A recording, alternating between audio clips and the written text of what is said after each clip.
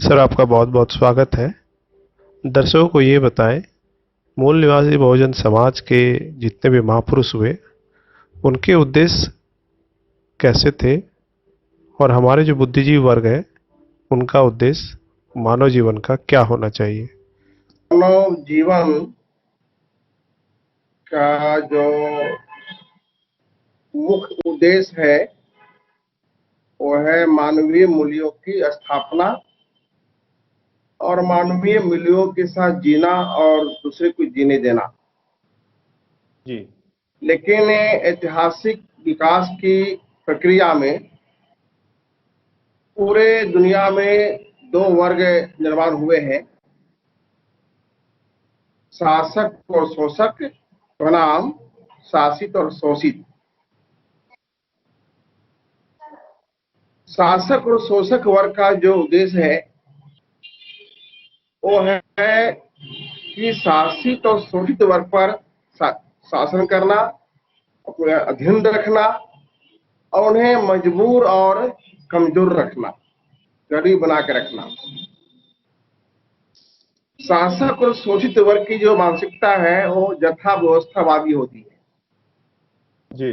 जबकि जो शासित और शोषित वर्ग है वो परिवर्तन चाहता है और समता के साथ जीना चाहता है। यानी उन्हें भी मानवीय मूल्य मिलना चाहिए, समता, स्वतंत्रता, बंधुत्व के साथ वो जीना चाहता है। इस प्रक्रिया में शासित और शोषित वर्ग जो है भारत के बाहर, जी। उन लोगों ने क्रांति की, क्योंकि भारत के बाहर जो शासक और शोषक बनाम शासित और शोषितों का जो अंतर रहा है, अंतर का जो आधार रहा है वो कहीं रंग रहा है, कलर रहा है, कहीं कैश यानी धन रहा है। जी।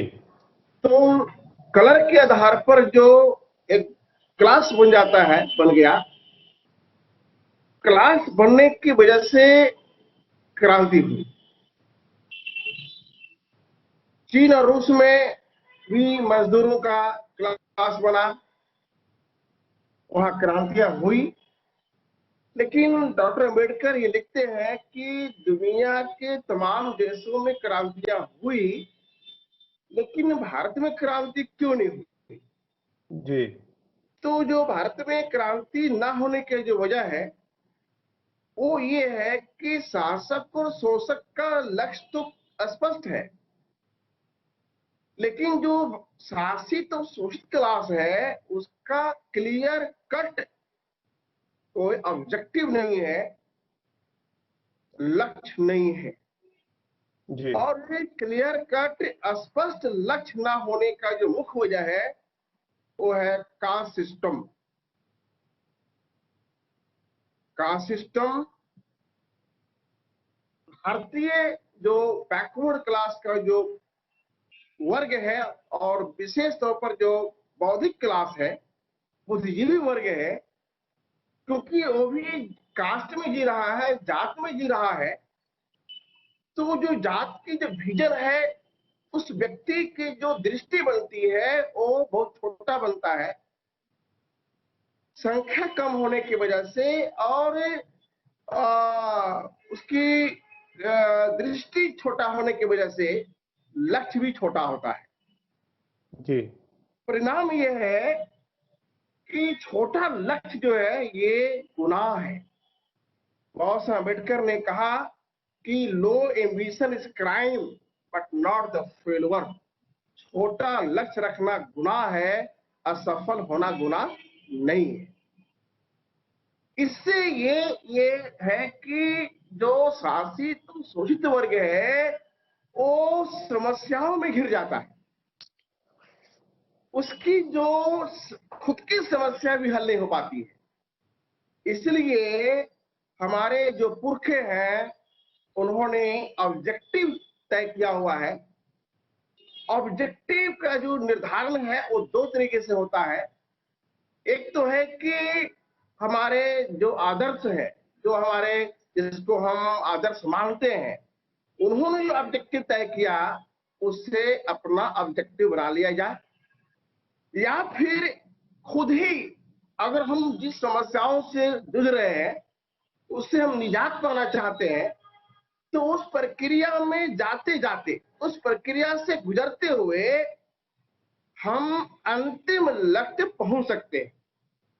जैसे कोई व्यक्ति अगर चाहता है कि जाति के दंश से मुक्ति मिले, अस्पृश्यता के दंश से मुक्ति मिले, तो जैसे वो प्रक्रिया में जाता है और निरंतर जो वो काम करता है, तो अल्टीमेटली उसको फील होता है कि हमारी समस्या एक व्यक्ति की नहीं है, एक जाति और क्षेत्र की नहीं है, हमारी समस्या व्यवस्था की है। इस मीन्स जब तक व्यवस्था नहीं बदलेगी हमारा समस्या हल नहीं होगा, तो उसका लक्ष्य सेट हो जाता है व्यवस्था परिवर्तन। जैसे ही ज्योतिराव फुले से लेके संत रविदास, संत कबीर ने लक्ष्य तय किया। संत रविदास ने स्पष्ट कहा कि चाहूं ऐसा राज्य में जहां सबन को मिले अन्न और छोट बड़ सम बसे, रैदास रहे प्रसन्न। इट मीन्स रैदास जी ने अपने समाज के लोगों को एक लक्ष्य दिया कि देश में अपना राज चाहिए, ऐसी राज चाहिए अपना का जहां सब बराबर हो और सभी को रोटी मिले, अन्न मिले।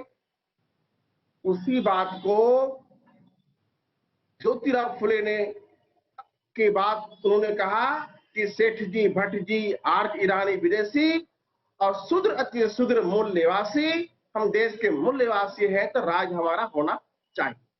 उसी कड़ी को आगे बढ़ाते हुए बिहार लेनिन जगदेव प्रसाद जी ने स्पष्ट कहा है कि 100 में 90 शोषित है, शोषितों ने ललकारा है, धन धरती राजपाट में 90 भाग हमारा है, 10 का शासन 90 पर नहीं चलेगा, नहीं चलेगा, वोट हमारा राष्ट्र तुम्हारा नहीं चलेगा, नहीं चलेगा। उसके आगे बढ़ते हैं तो डॉक्टर अंबेडकर जो अपनी आंदोलन शुरुआत किए, शुरुआत के दौरान उन्होंने अपने पूर्व के तमाम आंदोलनों का बारीकी से अध्ययन किए। अध्ययन करने के उपरांत पाए कि अभी तक हमारे लोग जो है छोटे मोटे मांग या प्रतिरोध करते हैं, मांग पत्र पेश करते हैं। अब समय आ गया है कि छोटे मोटे मांग और प्रतिरोध से काम चलने वाला नहीं है, अब अपना लक्ष्य का निर्धारण कर लिया जाना चाहिए। जब उन्होंने मनुस्मृति दहन की, उस मनुस्मृति दहन के समय अपने ऑब्जेक्टिव का उन्होंने डिक्लेरेशन किया, अपने ऑब्जेक्टिव का उद्घाटन किया। उन्होंने कहा कि भारतीय गैर बराबरी वाली समाज व्यवस्था का आमूल चूल परिवर्तन होना चाहिए, यानी संपूर्ण व्यवस्था बदलनी चाहिए।